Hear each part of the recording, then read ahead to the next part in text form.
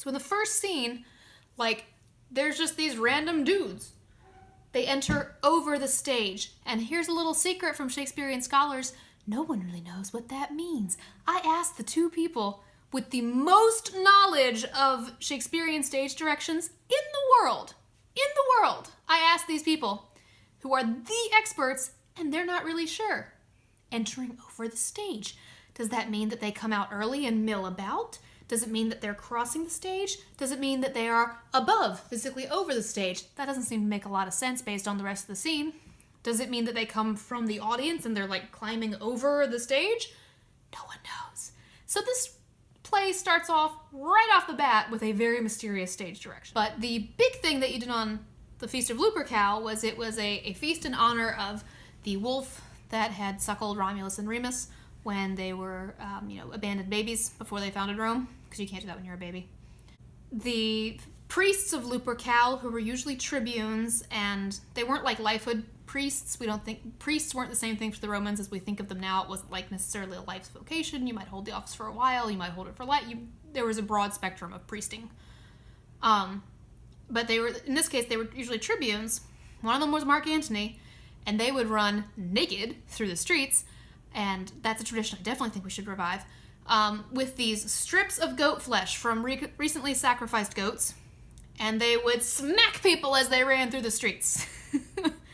And it was considered really good luck to get hit with one of these bloody pieces of goat flesh, and especially for women.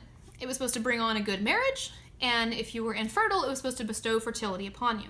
So Caesar pulls Antony aside and is like, hey, when you're running the Lupercal today, make sure you hit my wife because she ain't had any kids yet and I kind of need an heir. Which is a super awkward thing to say in front of people. This guy Popilius shows up, and this scene is absolutely just Shakespeare showing off his Plutarch, because otherwise there is no dramatic reason for any of these to be here, really.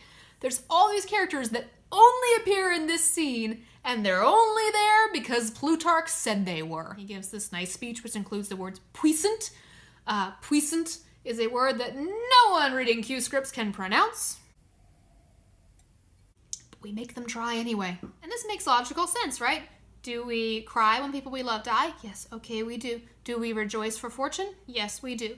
Do we honor the valiant? Yes, we do. Do we kill ambitious people? Yes, we... Wait, that doesn't... That fourth one doesn't quite follow.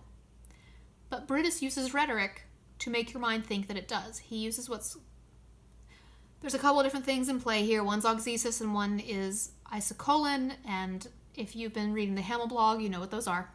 And he gets your mind thinking that these are the same thing. The parallel structure particularly puts an equal sign in your brain. And so if you hear a repeated thing and a repeated pattern, you think, yes, A equals B equals C equals D, even if it doesn't really. And they just bicker back and forth for a minute, and then it's like, all right, now we fight. Boys who want to fight are stupid. Seems to be the message of the last two acts of this play.